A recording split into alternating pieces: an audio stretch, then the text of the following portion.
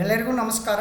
ಇವತ್ತಿನ ಕ್ಲಾಸ್ನಲ್ಲಿ BCom first semester Rani Chennamma university Belagavi.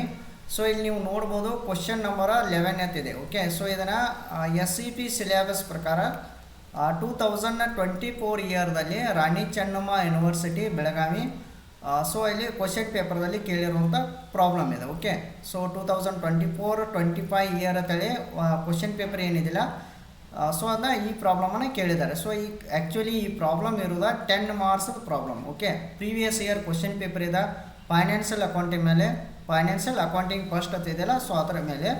So ಈ ಕ್ವಶನ್ ಏನಿದೆಯಲ್ಲ, ಸೊ ಇದು ಆ್ಯಕ್ಚುಲಿ ಈ ಕ್ವಶನ ಫೈರ್ ಇನ್ಶೂರೆನ್ಸ್ ಕ್ಲೈಮ್ ಹೇಳಿ ಒಂದು ಅಕೌಂಟ್ ಇದೆ ನೋಡ್ರಿ, ಸೊ ಯೂನಿಟ್ ಇದೆ ನೋಡ್ರಿ. ಸೊ ಆ ಒಂದು ಯೂನಿಟಿಂದ ಈ ಕ್ವಶನನ್ನು ಕೇಳಿದ್ದಾರೆ. ಓಕೆ, ಸೊ ಭಾಳ ಅಂದ್ರೆ ಭಾಳ ಸಿಂಪಲ್ ಇದೆ ಕ್ವಶನ, ಈಸಿಲಿ ನೀವು ಅಂಡರ್ಸ್ಟ್ಯಾಂಡ್ ಮಾಡ್ಕೋಬೋದು. Okay, so Rani Chennamma university students ಯಾರೆಲ್ಲ ಇದ್ದೀರಲ್ಲ, ಸೊ ಅವ್ರಿಗೂ ಕೂಡ ಇವತ್ತಿನ ಕ್ಲಾಸ್ ಹೆಲ್ಪ್ ಆಗುತ್ತೆ. ಅದೇ ರೀತಿ ಬೇರೆ ಬೇರೆ ಯೂನಿವರ್ಸಿಟಿ ಸ್ಟೂಡೆಂಟ್ಸ್ ಸ್ಟೂಡೆಂಟ್ಸ್ ಇದ್ದೀರಲ್ಲ, ಸೊ ಅವರಿಗೂ ಕೂಡ ಇವತ್ತಿನ ಕ್ಲಾಸ್ ಹೆಲ್ಪ್ ಆಗುತ್ತೆ. Okay, so fire insurance claim ಅಂತೇಳಿ ಒಂದು ಯೂನಿಟ್ ಇತ್ತಂದರೆ ಸೊ ಅಲ್ಲಿ ನಿಮ್ಗೆ ಹೆಲ್ಪ್ ಆಗುತ್ತೆ. ಓಕೆ, ಸೊ ಆಲ್ಮೋಸ್ಟ್ ಆಲ್ ಬೇರೆ ಬೇರೆ ಯೂನಿವರ್ಸಿಟಿ ಕೂಡ ಈ ಒಂದು ಯೂನಿಟ್ ಇದೆ. ಓಕೆ, ಫೈನಾನ್ಷಿಯಲ್ ಅಕೌಂಟಿಂಗ್ದಲ್ಲಿ. ಓಕೆ, ಸೊ ಭಾಳ ಸಿಂಪಲ್ ರೀ, ಈಸಿಲಿ ನಿಮಗೆ ನಾನು ಈಸಿ ವೇ ಮುಖಾಂತರ ಅಂಡರ್ಸ್ಟ್ಯಾಂಡ್ ಮಾಡ್ಸೋಕ್ಕೆ ನಾನು ಪ್ರಯತ್ನ ಮಾಡಿದ್ದೇನೆ. ಓಕೆ, ಸೊ ನಿಮ್ಮ ಕ್ಲಾಸ್ ಲೈಕ್ ಆಗಿತ್ತು ಅಂದರೆ ಏನು ಮಾಡಿರಿ, ಚಾನಲ್ನ ಸಬ್ಸ್ಕ್ರೈಬ್ ಮಾಡಿರಿ, ಪ್ರೆಸ್ ದ ಬೆಲ್ ಐಕಾನ್. ನಾವು ಮುಂದೆ ಅಪ್ಲೋಡ್ ಮಾಡೋಂಥ ಎಲ್ಲ ಕ್ಲಾಸ್ಗಳನ್ನು ಕೂಡ ನೀವು ನೋಡ್ಬೋದು. ಓಕೆ, ವೆರಿ ಇಂಟ್ರೆಸ್ಟಿಂಗ್ ಕ್ಲಾಸ್ಗಳನ್ನ ಮಾಡ್ತಾಯಿದ್ದೀನಿ ನಾನು, ಯಾಕಂದರೆ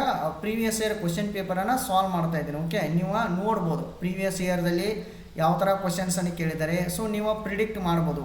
ಓಕೆ, ಸೊ ಮತ್ತು ನಿಮ್ಗೆ ಸ್ಟಡಿ ಪರ್ಪಸ್ ಕೂಡ ಹೆಲ್ಪ್ ಆಗುತ್ತೆ. ಓಕೆ, ಸೊ 2023 ಇಯರ್ದು ಕೂಡ ನಾನು ಸಾಲ್ವ್ ಮಾಡಿದ್ದೀನಿ. ನೆಕ್ಸ್ಟ್ ಅದೇ ರೀತಿ 2024 ಇಯರ್ದ NEP ಕ್ವಶನ್ ಪೇಪರ್ ಕೂಡ ಸಾಲ್ವ್ ಮಾಡಿದ್ದೀನಿ. ಸೊ ಇವತ್ತಿನ ಕ್ಲಾಸಲ್ಲಿ 2024-25 ಇಯರ್ ಅಂದರೆ ಪ್ರೀವಿಯಸ್ ಇಯರ್ದ ಕ್ವಶನ್ ಪೇಪರ್ ಇದೆ. ಸೊ ಆ್ಯಕ್ಚುಲಿ ನೀವು ಎಲ್ಲ ಕ್ವಶನ್ ಪೇಪರನ್ನು ಸಾಲ್ವ್ ಮಾಡಿದ್ದೀನಿ ನಾನು.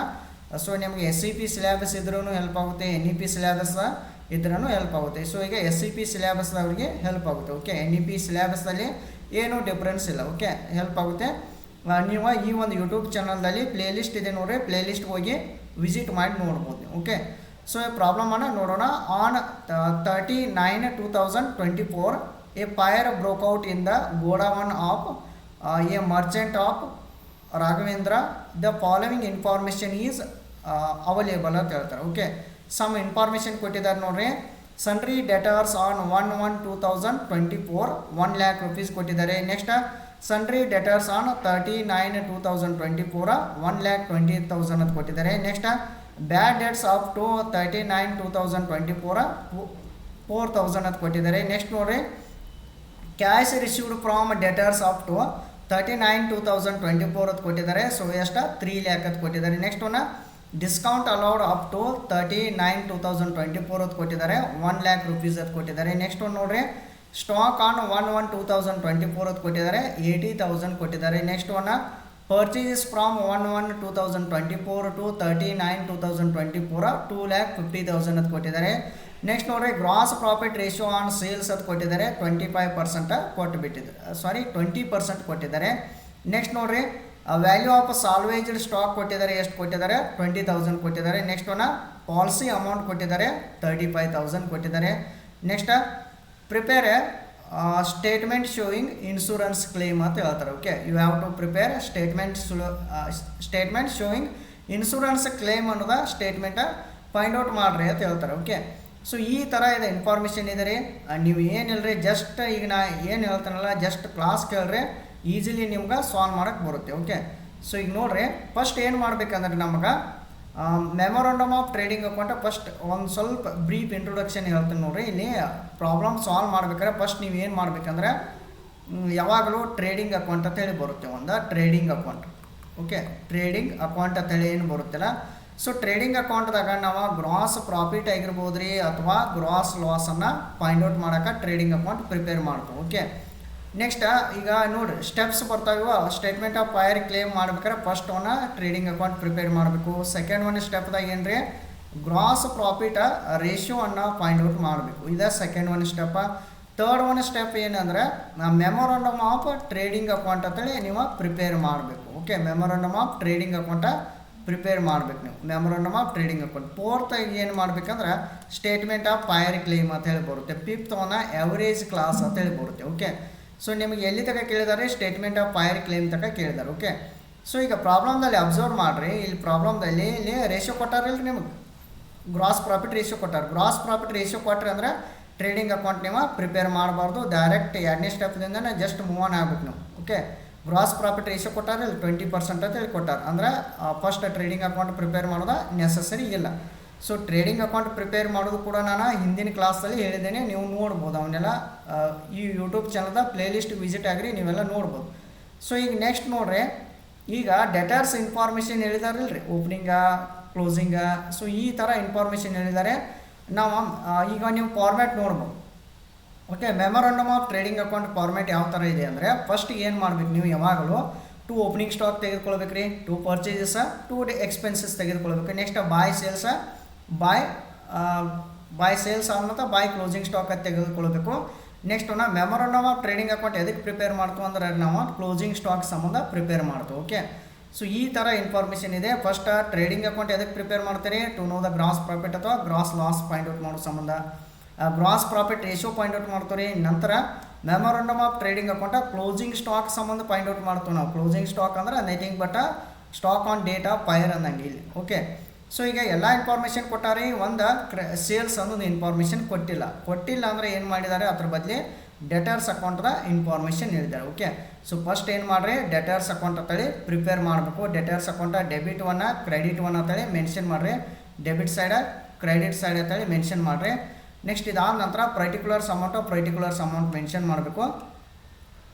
ಸೊ ಈಗ ಓಪನಿಂಗ್ ಡೆಟರ್ಸ್ ಕೊಟ್ಟರೆ ನೋಡಿ, 1/1/2024 ಓಪನಿಂಗ್ ಎಷ್ಟಿದೆ ರೀ, 1 lakh rupees ಇದೆ. ಓಕೆ, ಸೊ ಇದನ್ನ ಮೆನ್ಷನ್ ಮಾಡಿ. 2 balance brought down, so 1 lakh rupees ಅಂತೇಳಿ ಮೆನ್ಷನ್ ಮಾಡಬೇಕು. ಇದು ಕೂಡ ಸಿಂಗಲ್ ಎಂಟ್ರಿ ಸಿಸ್ಟಮ್ದಾಗ ನೀವು ಸಾಲ್ವ್ ಮಾಡಿದ್ರೆ ನೋಡಿ, ಡೆಟರ್ಸ್ ಅಕೌಂಟ್ ಅದೇ ಡೆಟರ್ಸ್ ಅಕೌಂಟ್ ಇದು. ಓಕೆ, ನೆಕ್ಸ್ಟ್ ನೋಡ್ರಿ, ಸನ್ರಿ ಡೆಟರ್ಸ್ ಆನ್ 30/9/2024 ಅಂತ ಹೇಳಿದ್ದಾರೆ. ಎಷ್ಟು ಹೇಳಿದ್ದಾರೆ, 1,20,000 ಹೇಳಿದ್ದಾರೆ. ಸೊ ಇದನ್ನ ಯಾವಾಗಲೂ ಲಾಸ್ಟಿಗೆ ಮೆನ್ಷನ್ ಮಾಡಬೇಕಾ, ಬಾಯ್ ಬ್ಯಾಲೆನ್ಸ್ ಕ್ಯಾರಿ ಡೌನ 1,20,000 ಅಂತೇಳಿ ಲಾಸ್ಟಿಗೆ ಮೆನ್ಷನ್ ಮಾಡಬೇಕು. ಓಕೆ, ಸೊ ಇದಾದ ನಂತರ ಡೆಟರ್ಸ್ ಅಕೌಂಟ್ದ ಇನ್ಫಾರ್ಮೇಷನ್ ನೋಡ್ರಿ, ಬ್ಯಾಡ್ ಡೆಟ್ಸ್ ಅಂತ ಇದೆ ರೀ, ಎಷ್ಟು ಹೇಳಿದ್ದಾರೆ, 4,000 ಹೇಳಿದ್ದಾರೆ. ಬ್ಯಾಡ್ ಡೆಟ್ಸ ಬ್ಯಾಡ್ ಡೆಟ್ಸ್ ಅಂತೇಳಿ ತೆಗೆದುಕೊಳ್ಬೇಕು ನೀವು, 4,000 ಅಂತೇಳಿ ತೆಗೆದುಕೊಳ್ಬೇಕು. ಓಕೆ, ಸೊ ಇದಾದ ನಂತರ ಕ್ಯಾಶ್ ರಿಸೀವ್ಡ್ ಫ್ರಾಮ್ ಡೆಟರ್ಸ್ ಎಷ್ಟು ಹೇಳಿದ್ದಾರೆ, 3 lakh rupees ಅಂತ ಹೇಳಿದ್ದಾರೆ. ಓಕೆ, ಸೊ ಯಾವ to mention cash received from debtors ಅಂತೇಳಿ 3 lakh rupees ಅಂತೇಳಿ ಮೆನ್ಷನ್ ಮಾಡ್ಬೋದು. Okay, so next discount allowed up to ಅಂತ ಹೇಳಿದರೆ 1 lakh rupees, ಇದನ್ನು ಕೂಡ ಬೈ ಡಿಸ್ಕೌಂಟ್ ಅಂತೇಳಿ ಮೆನ್ಷನ್ ಮಾಡ್ಬೋದು. ಸೊ ನಾನು ಡೈರೆಕ್ಟಾಗಿ ಇನ್ಫಾರ್ಮೇಷನ್ ಬರೆಯತ್ತೀನಿ. ಸೊ ಎದಕ್ಕಂದರೆ ನಿಮಗೆಲ್ಲ ಫಾರ್ಮ್ಯಾಟ್ ಎಲ್ಲ ಗೊತ್ತಿದೆ ಡೆಟರ್ಸ್ ಅಕೌಂಟ್ದ, ಸೊ ಅದಕ್ಕಾಗಿ ಡೈರೆಕ್ಟಾಗಿ ತೆಗೆದುಕೊಳತ್ತೀನಿ. ಓಕೆ, ಸೊ ಇನ್ನು ಯಾವ್ದಾವ್ ನೋಡ್ರಿ, ಸ್ಟಾಕ್ ಬರೋದಿಲ್ಲ ರೀ, ಪರ್ಚೇಸಸ್ ಬರೋದಿಲ್ಲ, ಗ್ರಾಸ್ ಪ್ರಾಫಿಟ್ ಇವು ಯಾವೂ ಬರೋದಿಲ್ಲ. ಸೊ ಅಂದ್ರೆ ಡೆಟರ್ಸ ಕ್ಲೋಸ್ ಮಾಡ್ರಿ. ಎಷ್ಟಾಗುತ್ತೆ, 30,000, 4,000, 10,000, 1,20,000. ಸೊ ಟೋಟಲ್ ಮಾಡಿರಿ 4,34,000 ಬರುತ್ತೆ. ಸೊ ಇದು ಸೈಡ್ ಟೋಟಲ್ 4,34,000 ಮೈನಸ್ ಏನು ಮಾಡಿರಿ, 1 lakh rupees ಮೈನಸ್ ಮಾಡಿರಿ, ರಿಮೈನಿಂಗ್ ಏನು ಬರುತ್ತಿಲ್ಲ ಬ್ಯಾಲೆನ್ಸ್. ಸೊ ಅದಕ್ಕೆ ಕ್ರೆಡಿಟ್ ಸೇಲ್ಸ್ 3,34,000 ಅಂತೇಳಿ ಮೆನ್ಷನ್ ಮಾಡ್ಬೋದು. ಓಕೆ, ಸೊ ಡೆಟರ್ಸ್ ಅಕೌಂಟ್ ಎದಕ್ಕೆ ಪಾಯಿಂಟ್ ಔಟ್ ಮಾಡ್ಬೇಕು ರೀ, to know the credit sales are closing balance of ಡೆಟರ್ಸ್ದ ಪಾಯಿಂಟ್ ಔಟ್ ಮಾಡೋ ಸಂಬಂಧ ಡೆಟರ್ಸ್ ಅಕೌಂಟ ಪಾಯಿಂಟ್ ನಾವು ಪ್ರಿಪೇರ್ ಮಾಡ್ತೀವಿ. 4,34,000 ಇದು ಟೋಟಲ್ ರೇ. ಸೊ ಆ್ಯಕ್ಚುಲಿ ಅಮೌಂಟ್ ಎಷ್ಟು ಬಂದಿದ್ರೆ 3,34,000 ಇಲ್ಲಿ ಬಂದಿದೆ ನೋಡಿ, 3,34,000. ಸೊ ಇದೇನು ರೀ, ಕ್ರೆಡಿಟ್ ಸೇಲ್ಸ್. ಓಕೆ, ಸೊ ಇದನ್ನು ನಾವು ನಂತರ ತೆಗೆದುಕೊಳ್ತೇವೆ. ಓಕೆ, ಸೊ ಇದಾದ ನಂತರ ಫಸ್ಟ್ ಇನ್ನೇನು ಮಾಡಿರಿ, ಸೊ ಇದಾದ ನಂತರ ನಾವು ಗ್ರಾಸ್ ಪ್ರಾಫಿಟ್ ಕೊಟ್ಟಾರಿಲ್ರಿ, ಗ್ರಾಸ್ ಪ್ರಾಫಿಟ್ ರೇಷಿಯೋ ಕೊಟ್ಟರೆ ನಾವು ಗ್ರಾಸ್ ಪ್ರಾಫಿಟ್ ಕೊಟ್ಟಾರಿಲ್ರಿ, gross profit ratio on sales ಅಂತ ಹೇಳಿದ್ದಾರೆ. ಸೊ ಈ ಥರ ಇನ್ಫಾರ್ಮೇಷನ್ ಕೊಟ್ಟರೆ ನಾವು ಯಾವಾಗಲೂ ಟ್ರೇಡಿಂಗ್ ಅಕೌಂಟ ಪ್ರಿಪೇರ್ ಮಾಡೋದಲ್ರಿ. ಇದಕ್ಕಿಂತ ನೆಕ್ಸ್ಟ್ ಸ್ಟೆಪ್ ಯಾವುದೇನ ಮೆಮೊರಂಡಮ್ ಆಫ್ ಟ್ರೇಡಿಂಗ್ ಅಕೌಂಟ ಪ್ರಿಪೇರ್ ಮಾಡ್ತೀವಿ. ಓಕೆ, ಸೊ ಯಾವ to mention memorandum of trading ಅಕೌಂಟ particulars amount debit side credit side ಅಂತೇಳಿ ಮೆನ್ಷನ್ ಮಾಡಬೇಕು. ಓಕೆ, ಸೊ ಇದ್ರೊಳಗೆ ಏನಿಲ್ಲ ರೀ, ಡೈರೆಕ್ಟ್ ಓಪನಿಂಗ್ ಸ್ಟಾಕ್ ತೆಗೆದುಕೊಳ್ರಿ. ಫಸ್ಟ್ ಓಪನಿಂಗ್ ಸ್ಟಾಕ್ ಎಷ್ಟಿದೆ ರೀ, 1/1/2024 80,000 ಇದೆ ಓಪನಿಂಗ್ ಸ್ಟಾಕ್ ತೆಗೆದುಕೊಳ್ರಿ. ಸೊ ಇಲ್ಲಿ 2 ಓಪನಿಂಗ್ ಸ್ಟಾಕ ಎಷ್ಟು 80,000 ಅಂತೇಳಿ ತೆಗೆದುಕೊಳ್ಬೇಕು. ಓಕೆ, ನೆಕ್ಸ್ಟ್ ಇದಾದ ನಂತರ ಪರ್ಚೇಸಸ್ ಅಂತ ಐತೆ ನೋಡ್ರಿ, ಪರ್ಚೇಸಸ್ ಐತಿಲ್ಲ ರೀ, 1/1/2024 39/2024 ಎಷ್ಟು ರೀ, 2,50,000. ಮತ್ತು ನಿಮ್ಗೆ ಇನ್ನೊಂದು ಕ್ಲಾರಿಟಿ ಕೊಡ್ತೀನಿ ನೋಡ್ರಿ. ಈಗ 39/2024 ಅಂತ ಏನು ಹೇಳಿದಾರಲ್ಲ, ಸೊ ಇದು ಸ್ಟಾಕ್ ಡೇಟ್ ಆನ್ ಫೈರ್ ಅದ ನಾನು. ಓಕೆ, ಇಲ್ಲಿಗೆ ಕ್ಲೋಸ್ ಮಾಡ್ಬೇಕು ನಾವು ಮೆಮೊರನ್ನು ಟ್ರೇಡಿಂಗ್ ಅಕೌಂಟ್. ನಾವು ಆ್ಯಕ್ಚುಲಿ ಇಯರ್ ಪ್ರಕಾರ ನೋಡ್ಕೊತ ಹೋಗಬಾರ್ದು. ಅವ್ರು ಯಾವ್ದು ಪ್ರಾಬ್ಲಮ್ದಾಗ ಕೊಟ್ಟಿರ್ತಾರಲ್ಲ ಅಲ್ಲೇ ನಾವು ಕ್ಲೋಸ್ ಮಾಡಬೇಕು. ಅದೇ ಥರ ಇಲ್ಲೂ ಇನ್ಫಾರ್ಮೇಷನ್ ಕೊಟ್ಟಿರ್ತಾರೆ ನೋಡ್ರಿ, ಅದೇ ಕ್ಲೋಸಿಂಗ್ ಮಾಡಿದಾರಲ್ರಿ. 2,50,000 ಪರ್ಚೇಸಸ್ ಅಂತೈತೆ. ಓಕೆ, ಸೊ ಪರ್ಚೇಸಸ್ 2,50,000 ಮೆನ್ಷನ್ ಮಾಡಬೇಕು. ಓಕೆ, ಸೊ ಇದಾದ ನಂತರ ಡೈರೆಕ್ಟ್ ಎಕ್ಸ್ಪೆನ್ಸಸ್ ಬರ್ತವೆ, ವೇಜಸ್ ಆಗಿರ್ಬೋದು. ಸೊ ಅವನ್ನೆಲ್ಲ ನೀವು ತೆಗೆದುಕೊಳ್ಬೇಕು. ಪ್ರಾಬ್ಲಮ್ದಲ್ಲಿ ಅವು ಯಾವ ಇಲ್ಲರಿ. ಇನ್ನು ನೆಕ್ಸ್ಟ್ ಏನಿದೆ, ಗ್ರಾಸ್ ಪ್ರಾಫಿಟ್ ರೇಷಿಯೋ ಇದೆಯಲ್ಲ, ಸೊ ಏನು ಮಾಡಿರಿ, ಟು ಗ್ರಾಸ್ ಪ್ರಾಫಿಟ್ ಅಂತೇಳಿ ಇಲ್ಲಿ ಮೆನ್ಷನ್ ಮಾಡಬೇಕು. ಈ ಗ್ರಾಸ್ ಪ್ರಾಫಿಟ್ ಎಷ್ಟು ಇದೆ ರೀ, 20% ಇದೆ. ಓಕೆ, ಸೊ 20% ನಾವು ಎದ್ರ ಮೇಲೆ ತೆಗೆದುಕೊಳ್ಬೇಕಿದ್ದ, ಆನ್ ಸೇಲ್ಸ್ ಮೇಲೆ ತೆಗೆದುಕೊಳ್ಬೇಕು. Okay, 20% on sales value actually ಎಷ್ಟು ಬಂದಿದೆ ರೀ, ಡೆಟರ್ಸ್ದಾಗ ನಾವು ಫೈಂಡ್ ಔಟ್ ಮಾಡಿದ್ವಿ ನೋಡಿರಿ. ಕ್ರೆಡಿಟ್ ಸೇಲ್ಸ್ ಎಷ್ಟು ಬಂದಿದೆ, 3,34,000 ಬಂದಿದ್ದಿಲ್ಲ. ಸೊ ಇದನ್ನ ಮೆನ್ಷನ್ ಮಾಡಿರಿ. ಬಾಯ್ ಸೇಲ್ಸ್ ಅಂತ ಮೆನ್ಷನ್ ಮಾಡಿರಿ. ಯಾವಾಗಲೂ ಕ್ಯಾಶ್ ಸೇಲ್ಸು ಮೆನ್ಷನ್ ಮಾಡ್ಬೇಕು ರೀ, ಕ್ರೆಡಿಟ್ ಸೇಲ್ಸು ಮೆನ್ಷನ್ ಮಾಡಬೇಕು. ಓಕೆ, ಕ್ಯಾಶ್ ಸೇಲ್ಸ್ ಪ್ರಾಬ್ಲಮ್ದಾಗ ಕೊಟ್ಟಿಲ್ಲ ರೀ, ಕ್ರೆಡಿಟ್ ಸೇಲ್ಸ ಫೈಂಡ್ ಔಟ್ ಮಾಡಿದ್ವಿ ಎಷ್ಟು ಬಂದಿದೆ, 3,34,000. ಸೊ ಈ 3,34,000 ಇಂಟು 20 ಡಿವೈಡೆಡ್ ಬೈ 100 ಮಾಡಿರಿ ಎಷ್ಟು ಬರುತ್ತೆ, 66,800 ಅಂತೇಳಿ ಗ್ರಾಸ್ ಪ್ರಾಫಿಟ್ ಬರುತ್ತೆ. ಸೊ ಇದಾದ ನಂತರ ಮತ್ತೆ ಕ್ಲೋಸಿಂಗ್ ಬ್ಯಾಲೆನ್ಸ್ ತನಕ ಕೊಡೋದಿಲ್ಲ ರೀ. ಯಾಕೆ ಹೇಳ್ರಿ, ಮೆಮೊರಂಡಮ್ ಆಫ್ ಟ್ರೇಡಿಂಗ್ ಅಕೌಂಟ್ದಾಗ ಬ್ಯಾಲೆನ್ಸಿಂಗ್ ಫಿಗರ್ ಅಂದರೆ ಯಾವುದ್ರಿ, ಕ್ಲೋಸಿಂಗ್ ಬ್ಯಾಲೆನ್ಸ್. ಓಕೆ, ಸೊ ಅದನ್ನ ಕೊಡೋದಿಲ್ಲ, ಕ್ಲೋಸಿಂಗ್ ಸ್ಟಾಕ್ ಅದು ಕೊಡೋದಿಲ್ಲ. ಸೊ ಬಾಯ್ ಕ್ಲೋಸಿಂಗ್ ಸ್ಟಾಕ್ ಅಂತ ಮೆನ್ಷನ್ ಮಾಡಿರಿ. ಇಲ್ಲೆಲ್ಲ ಟೋಟಲ್ ಮಾಡಿರಿ, 80,000, 2,50,000, 66,800 ಟೋಟಲ್ ಮಾಡಿರಿ. 3,96,000 ಬರುತ್ತೆ. ಎರಡು ಸೈಡ್ 3,96,000 ಮೆನ್ಷನ್ ಮಾಡಿರಿ. 3,34,000 ಮೈನಸ್ ಮಾಡಿರಿ ಎಷ್ಟು ಬರುತ್ತೆ, 62,800 ಏನು ಬರುತ್ತಿಲ್ಲ. ಸೊ ಇದಕ್ಕೆ ಕ್ಲೋಸಿಂಗ್ ಸ್ಟಾಕ್ ಅಂತೇಳಿ ಮೆನ್ಷನ್ ಮಾಡಬೇಕು ನಾವು. ಓಕೆ, ಸ್ವಲ್ಪ ನಾನು ಸ್ಪೀಡ್ ಹೇಳಿರ್ಬೋದು, ಬಟ್ ಹಿಂದಿನ ಕ್ಲಾಸ್ ನೀವು ಅಬ್ಸರ್ವ್ ಮಾಡಿರಿ ಅಂದರೆ ನೀವು ಈಜಿಲಿ ಕ್ಯಾಪ್ಚರ್ ಮಾಡ್ತೀರ. ಓಕೆ, ಬಾಯ್ ಕ್ಲೋಸಿಂಗ್ ಸ್ಟಾಕ 62,800 ಬರುತ್ತೆ. ಅಂದರೆ ಇಲ್ಲಿ ಡೆಬಿಟ್ ಸೈಡ್ ಎಲ್ಲ ಟೋಟಲ್ ಮಾಡಿರಿ, ಕ್ರೆಡಿಟ್ ಸೈಡ್ ಮೈನಸ್ ಮಾಡಿರಿ. ಓಕೆ, ಸೊ ನೆಕ್ಸ್ಟ್ ನೋಡಿ, ಇನ್ನು ಪ್ರಾಬ್ಲಮ್ದಾಗ ಏನು ಕೇಳಿದ್ದಾರೆ, ಸ್ಟೇಟ್ಮೆಂಟ್ ಶೋವಿಂಗ್ ಇನ್ಶೂರೆನ್ಸ್ ಕ್ಲೇಮ್ ಅಂತ ಕೇಳಿದಾರಲ್ಲ. ಸೊ ಏನು ಮಾಡಿರಿ, ಸ್ಟೇಟ್ಮೆಂಟ್ ಆಫ್ ಫೈರ್ ಕ್ಲೇಮ್ ಅಂತ ಹಾಕ್ರಿ. ಇಲ್ಲಿ ಒಂದು ಫಾರ್ಮುಲಾ ನೀವು ಬರೀಬೇಕು, stock on date of fire. Stock on date of fire ಅಂದರೆ ಇದೆ ರೀ, ಕ್ಲೋಸಿಂಗ್ ಸ್ಟಾಕ್ ಎಷ್ಟು ಬಂದಿದೆ, 62,800 ಬಂದಿದ್ದಲ್ಲ. ಸೊ ಇದನ್ನ ಇಲ್ಲಿ ತೆಗೆದುಕೊಳ್ಬೇಕು, 62,800 ಲೆಸ್ ಸಾಲ್ವೇಜ್ಡ್ ಸ್ಟಾಕ್ ಮಾಡಬೇಕು. ಸಾಲ್ವೇಜ್ಡ್ ಸ್ಟಾಕ್ ಅಂದರೆ ಯಾವ್ದು ರೀ, ಪ್ರಾಬ್ಲಮ್ದಾಗ ಸಾಲ್ವೇಜ್ಡ್ ಸ್ಟಾಕ್ ಅಂತೇಳಿ ಕೊಟ್ಟಿದ್ದಾರೆ ನೋಡ್ರಿ. ಸಾಲ್ವೇಜ್ಡ್ ಸ್ಟಾಕ್ ವ್ಯಾಲ್ಯೂ ಆಫ್ ಸ್ಟಾಕ್ ಸಾಲ್ವೇಜ್ಡ್ 20,000 ಅಂತ ಕೊಟ್ಟಾರಲ್ಲ. ಸೊ ಇದು ಸಾಲ್ವೇಜ್ಡ್ ಸ್ಟಾಕ. ಸೊ ಇತ್ತಂದ್ರೆ ತೆಗೆದುಕೊಳ್ರಿ, ಇರಲಿಲ್ಲ ಅಂದರೆ ಡ್ಯಾಶ್ ಅಂತ ಇಡಬೇಕು, ನಿಲ್ ಅಂತ ಇಡಬೇಕು. ಸೊ 20,000 ತೆಗೆದುಕೊಳ್ರಿ, ಮೈನಸ್ ಮಾಡಿರಿ. 62,800ದಾಗ 20,000 ಮೈನಸ್ ಮಾಡಿರಿ ಎಷ್ಟು ಬರುತ್ತೆ, 42,800 ಅಂತೇಳಿ ಬರುತ್ತೆ. ಸೊ ಇದು ಏನು ರೀ, ಇದು ಆ್ಯಕ್ಚುಲಿ ಇನ್ಶೂರೆನ್ಸ್ ಕ್ಲೇಮ್ ಅಂದ. ಓಕೆ, ಸ್ಟೇಟ್ಮೆಂಟ್ ಆಫ್ ಫೈರ್ ಕ್ಲೇಮ್ದು ವ್ಯಾಲ್ಯೂ ಎಷ್ಟು ಬರ್ತಾರೆ, 42,800. ಅವ್ರು ನಮ್ಗೆ ಕ್ವಶನ್ದಾಗ ಏನು ಕೇಳಿದಾರೆ, ಸ್ಟೇಟ್ಮೆಂಟ್ ಶೋಯಿಂಗ್ ಇನ್ಶೂರೆನ್ಸ್ ಕ್ಲೇಮ್ ಅಂತ ಕೇಳಿದಾರಲ್ರಿ. ಸೊ ಸ್ಟೇಟ್ಮೆಂಟ್ ಶೋಯಿಂಗ್ ಇನ್ಶೂರೆನ್ಸ್ ಕ್ಲೇಮ ಎಷ್ಟು ರೀ, 42,800 ಅಂತ ಹೇಳ್ಬೋದು. ಸೊ ಇದಾದ ನಂತರ ಇನ್ನೊಂದು ಲಾಸ್ಟ್ ಸ್ಟೆಪ್ ಬರುತ್ತೆ, ಇನ್ಶೂರೆನ್ಸ್ ಕ್ಲೇಮ್ ಅಥವಾ ಎವರೇಜ್ ಕ್ಲಾಸ್ ಅಂತೇಳಿ ಅಂತಾರೆ. ಸೊ ಇದು ಎವರೇಜ್ ಕ್ಲಾಸ್ ತೊಗೋಬೇಕಾರೆ ಫಸ್ಟ್ ಇದು ಫಾರ್ಮುಲಾ ಐತ್ರಿ. ಸೊ ಏನಂದರೆ ಒಂದು ಇನ್ಶೂರೆನ್ಸ್ ಕ್ಲೇಮ್ ಅಂತೇಳಿ ತೊಗೋಬೇಕು, ಅಥವಾ ಲಾಸ್ ಆಫ್ ಸ್ಟಾಕ್ ಅಂತೇಳಿ ತೆಗೆದುಕೊಳ್ಬೇಕು. Loss of ಸ್ಟಾಕ divided by policy amount ಅಂತೇಳಿ ತೆಗೆದುಕೊ, divided by policy amount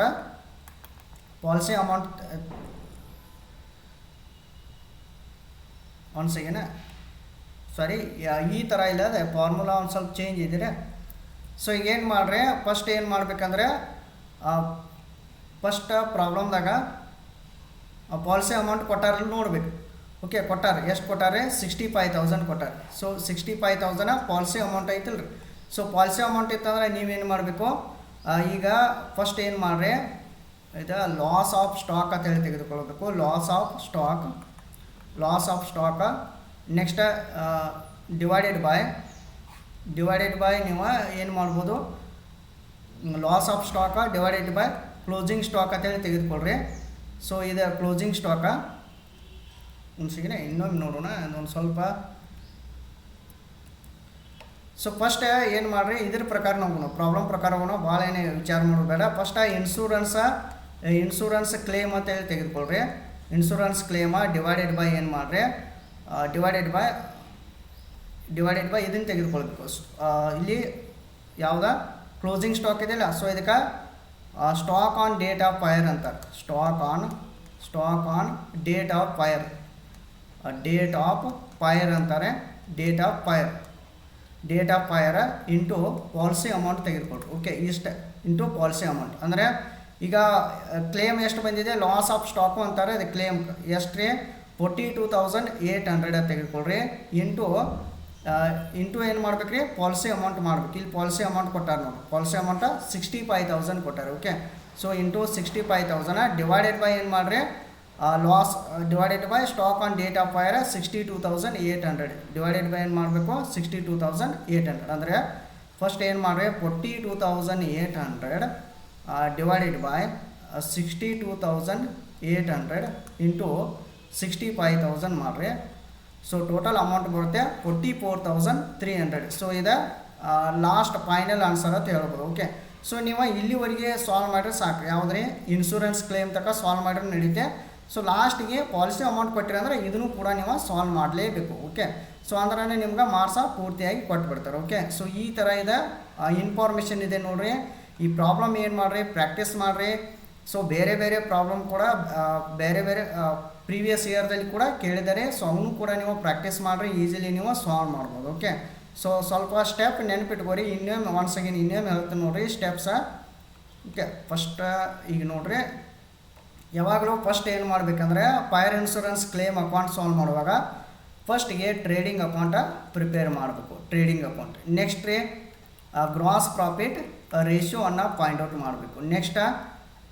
next ಏನು ಮಾಡಬೇಕಂದ್ರೆ ಮೆಮೊರಂಡಮ್ ಆಫ್ ಟ್ರೇಡಿಂಗ್ ಅಕೌಂಟನ್ನು ಪ್ರಿಪೇರ್ ಮಾಡಬೇಕು. Memorandum of trading account next ಒಂದು ನೋಡಿರಿ. ನೆಕ್ಸ್ಟ್ ಏನು ಮಾಡಬೇಕಂದ್ರೆ ಸ್ಟೇಟ್ಮೆಂಟ್ ಆಫ್ ಫೈರ್ ಕ್ಲೇಮ್ ಮಾಡಬೇಕು. ನೆಕ್ಸ್ಟ್ ಲಾಸ್ಟ್ ಎವರೇಜ್ ಕ್ಲಾಸ್ ಅಂತೇಳಿ ಮಾಡಬೇಕು, average class. So trading account ಎದಕ್ಕೆ ಪ್ರಿಪೇರ್ ಮಾಡಬೇಕಂದ್ರೆ ಸಪೋಸ್ ಗ್ರಾಸ್ ಪ್ರಾಫಿಟ್ ರೇಷಿಯೋ ಕೊಡಲಿಲ್ಲ ಅಂದರೆ ಟ್ರೇಡಿಂಗ್ ಅಕೌಂಟ್ ಪ್ರಿಪೇರ್ ಮಾಡಬೇಕು. Next gross profit ratio point out ಮಾಡಿರಿ. ನೆಕ್ಸ್ಟ್ ಮೆಮೊರಂಡಮ್ ಆಫ್ ಟ್ರೇಡಿಂಗ್ ಅಕೌಂಟ್ದಾಗ ಬ್ಯಾಲೆನ್ಸಿಂಗ್ ಫಿಗರ್ ಯಾವುದು ಅಂದರೆ ಗ್ರಾಸ್ ಪ್ರಾಫಿಟ್.